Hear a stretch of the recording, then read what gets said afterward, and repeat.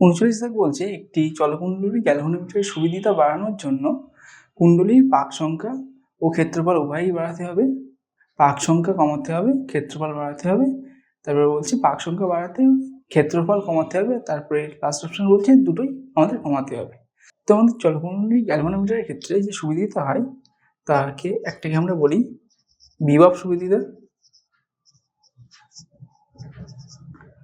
এইটা equal to হয় আমাদের থিটা বাই ভি, এর রাশিমালা হয় এরকম N B A by C. আর আরেকটা হয় আমাদের প্রবাহ সুবিদিতা। এটা ইকুয়াল টু আমরা লিখতে পারি থিটা বাই আই। তো এর রাশিমালা হয়ে থাকে আমাদের এইটা বাই সি ইন্টু আর। তো এখানে আমরা আমাদের এই এনটা হলো পাক সংখ্যা, আর এ হলো আমাদের ক্ষেত্রফল, আর বি হলো চৌম্বক ক্ষেত্র, আর সি হলো এখানে একটা টর্ক কাজ করছে সেই টর্কটা, আর আর হলো রোধ। তো এখানে আমরা দেখতে পাচ্ছি এই সুবিদিতার সাথে আমাদের এ আর এ এর সমানুপাতিক সম্পর্ক। সুবিদিতার সাথে এন ইন্টু এ এটা সমানুপাতিকভাবে আছে। তাহলে এই এন আর এ আমাদের দুটোই যদি বাড়ে তাহলে কি হবে, আমাদের সুবিদিতা বাড়বে। তার মানে অপশান এটা আমাদের অ্যান্সার হবে। 40 কোশ্চেনটা বলছে একটি ট্যানজেন্ট গ্যালভানোমিটারের সাহায্যে তড়িৎ প্রবাহ পরিমাপে ত্রুটি সর্বনিম্ন হয় যখন বিক্ষেপ প্রায় 0 ডিগ্রি, 30 ডিগ্রি, 45 ডিগ্রি আর 60 ডিগ্রি হয়। তো এগুলোর মধ্যে কোনটা ঠিক হবে সেটা আমাদের বের করতে হবে। তো একটা চলকুণ্ডলীর গ্যালভানোমিটারের ক্ষেত্রে ওর মধ্যে দিয়ে যে তড়িৎ প্রবাহ হয় সেটা যদি আই হয় এবং কুণ্ডলীর বিক্ষেপ যদি থিটা হয়, তাহলে আই আর থিটার মধ্যে আমাদের রিলেশনটা হয় এইরকম। এখন আমাদের বের করতে হবে যে এর মধ্যে দিয়ে তড়িৎ প্রবাহ পরিমাপে যে ত্রুটি সেটা সর্বনিম্ন হবে আমাদের থিটায়ের কোন মানের জন্য। তো সেটা বের করার জন্য আমরা এই রিলেশনটার বোথ সাইডে লগ বেস ই নিয়ে নেব। তাহলে আমাদের এইরকম হয়ে গেল। এইবার এইটাকে আমরা এইভাবে লিখতে পারি log e k plus log tan theta base ই।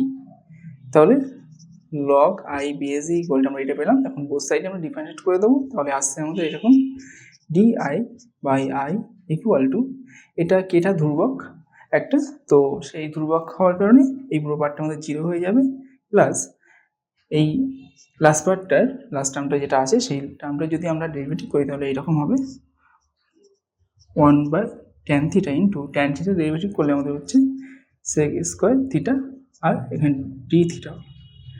তো এইটা এবার ক্যালকুলেশন করবো আমরা।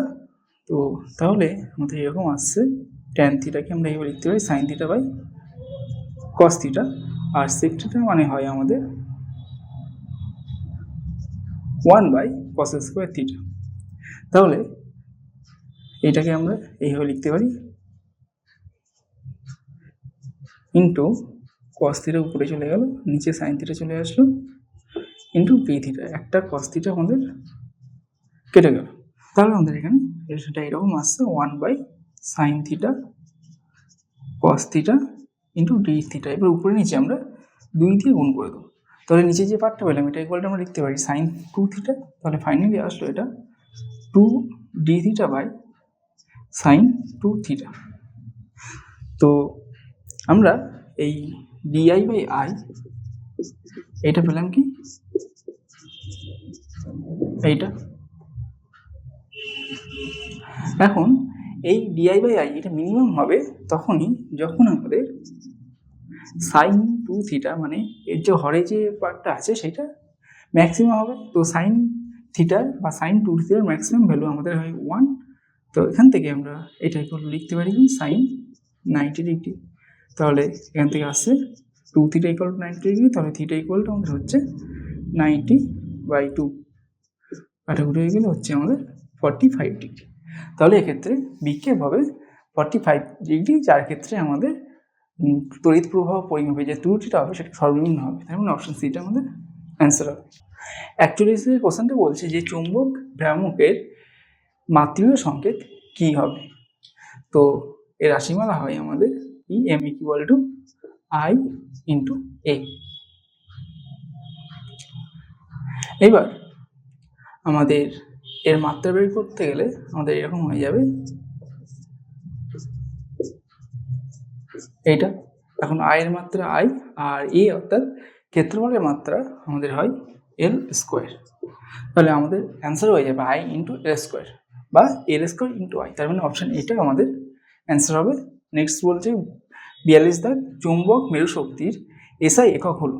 তো চুম্বক মেরু শক্তি এর এসআই একক আমাদের বের করতে হবে। তো চুম্বক দ্বিমেরু ভ্রামক এম ইকুয়ালটা আমরা জানি এম ইন্টু এল হয়, যেখানে এমটা হলো আমাদের মেরু শক্তি এবং এলটা হলো চুম্বকের দুটো মেরুর মধ্যবর্তী দূরত্ব। তাহলে এম এর এককটা আমাদের বের করতে হবে। তাহলে ফার্স্টে আমরা এখান থেকে এম এর রাশিমালা বের করব। তো সেইটা আমাদের এইরকম হচ্ছে। আবার পি এম এর যে একক হয় সেটা আমরা জানি এরকম হয় ampere into metre square by L. এলটা হলো আমাদের ক্ষেত্রফলের একক, তাহলে আমরা সেটা মিটার লিখতে পারি। সরি, এলটা হলো আমাদের দৈর্ঘ্যের একক, তো সেটা আমরা এম লিখতে পারি মিটার। তাহলে একটা এম কেটে গেল, তাহলে ফাইনালি আসছে অ্যাম্পিয়ার ইন্টু মিটার। তাহলে অপশান এটা আমাদের অ্যান্সার হবে।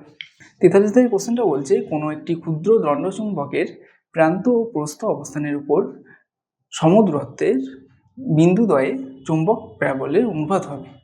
তো আমাদের একটা এরকম চুম্বক আছে, ক্ষুদ্র দণ্ডচুম্বক, তার ফার্স্ট বলেছে আমাদের প্রান্ত অবস্থান, অর্থাৎ চুম্বকের এই কেন্দ্রবিন্দু মানে মিডিল পয়েন্ট থেকে আমাদের একটা দূরত্বে চুম্বক বরাবর যে দূরত্বটা পাবো আমরা, ধরলাম এই পয়েন্টে আমাদের চুম্বক ক্ষেত্রটা বের করতে বলেছে। তো এইটাই হলো আমাদের প্রান্ত অবস্থান। তো ধরলাম এই দূরত্বটা আর চুম্বকের টোটাল দৈর্ঘ্যটা হলো আমাদের 2L। তাহলে এইটুকু হলো L আর এইটুকু হলো আমাদের L। এক্ষেত্রে যে চুম্বক ক্ষেত্র প্রাবল্য হয় বা চুম্বক প্রাবল্য হয় সেটা B ইকুয়ালটা আমাদের এরকম হয় μ0/4π ইন্টু 2pm/r3, যেখানে আরটা হলো আমাদের এই দূরত্ব আর পিএমটা হলো চুম্বক ভ্রামক। আর প্রস্থ অবস্থান অর্থাৎ এটা আমাদের চুম্বক, এর দৈর্ঘ্যটা 2L। তো এর এই মধ্যবিন্দু থেকে ঠিক আর দূরত্বে মানে এর দৈর্ঘ্যের সাথে লম্ব দূরত্বে এরকম একটা বিন্দুতে আমাদের যে চুম্বক ক্ষেত্রটা হয় সেটা হয় আমাদের প্রস্থ অবস্থানে। তো এক্ষেত্রে চুম্বক প্রাবল্য যদি B2 হয়, তো B2 ইকুয়াল টু হয় আমাদের এইরকম μ0/4π ইন্টু pm/r3। এখানে অবশ্যই একটা কন্ডিশন আমরা অ্যাপ্লাই করছি, যেটা হলো আরটা আমাদের এই এল এর থেকে খুবই বড়। এখন আমরা আমাদের এই দুটো এর অনুপাত বের করতে বলেছে, তাহলে B1:B2। এখান থেকে এই অনুপাতটা বের করার সময় আমরা দেখতে পাচ্ছি যে এই μ0/4π ইন্টু pm/r3 দুটো টার্মেই আমাদের কমন আছে। তার মানে এটা আমাদের কেটে যাবে, কেটে গেলে B1 থেকে আমাদের পড়ে থাকবে 2 আর B2 থেকে আমাদের 1 পড়ে থাকবে। তাহলে আমাদের অনুপাতটা হয়ে যাবে 2:1। তার মানে অপশান এটা অ্যান্সার হবে। 44 কোশ্চেনটা বলছে এম চুম্বক ভ্রামকযুক্ত একটি দণ্ডচুম্বককে সমান দুভাগে ভাগ করা হলো। তাহলে প্রত্যেক ভাগের চুম্বক ভ্রামক কতভাবে আমাদের বের করতে হবে। তো ধরলাম আমাদের এরকম একটা দণ্ডচুম্বক আছে যার দৈর্ঘ্য হলো L, আর এর প্রত্যেকটা মেরু শক্তি হলো স্মল m। এখন বলছে এটাকে সমান দুভাগে ভাগ করা হচ্ছে এইভাবে। তাহলে প্রত্যেকটা ভাগের দৈর্ঘ্য হয়ে যাবে, এই ভাগটা দৈর্ঘ্য হবে L/2, একই রকমভাবে এই ভাগটারও দৈর্ঘ্য হয়ে যাবে আমাদের L/2। আর এই যে আরেকটা মেরু তৈরি হলো এখানে, এই সাইডে যে চুম্বকটা আছে তার ক্ষেত্রে মেরু শক্তি আমাদের সেম থাকবে, m হবে। আর এই সাইডে যে চুম্বকটা তৈরি হলো একটা ছোট চুম্বক L/2 দৈর্ঘ্যের, তারও মেরু শক্তি আমাদের m হবে। দুটো মেরুরই মেরু শক্তি m হবে। এখন প্রথমে যে চুম্বকটা ছিল তার চুম্বক ভ্রামক বলা আছে আমাদের ক্যাপিটাল M। তো ক্যাপিটাল M ইকুয়ালটা আমরা লিখতে পারি মেরু শক্তি ইন্টু চুম্বক মেরু দুটোর মধ্যবর্তী যে দূরত্ব, তাহলে আমাদের হয়ে যাচ্ছে m ইন্টু L। এখন যদি এই মেরু শক্তি m ড্যাশ হয়, তো m ড্যাশ ইকুয়াল টু আমরা কি লিখতে পারি, আমাদের একটা ছোট্ট চুম্বক এইরকম যার দুটো মেরুরই মেরু শক্তি হলো স্মল m আর এর দৈর্ঘ্য হলো L/2। তাহলে এটা কি হয়ে যাবে m into L/2, m dash equal to আবার m ইন্টু L মানে আমরা জানি ক্যাপিটাল M, তাহলে এটা হয়ে গেল m/2। তাহলে এখন প্রত্যেকটা ভাগের চুম্বক ভ্রামক হচ্ছে আমাদের m/2। তাহলে অপশান আমাদের এখানে এই অপশানটা দেওয়া ছিল m/2 আর এই অপশানটা √2m না, এটা অপশানটা আমাদের ছিল 0। তাহলে আমাদের অপশান সিটা অ্যান্সার হবে এক্ষেত্রে।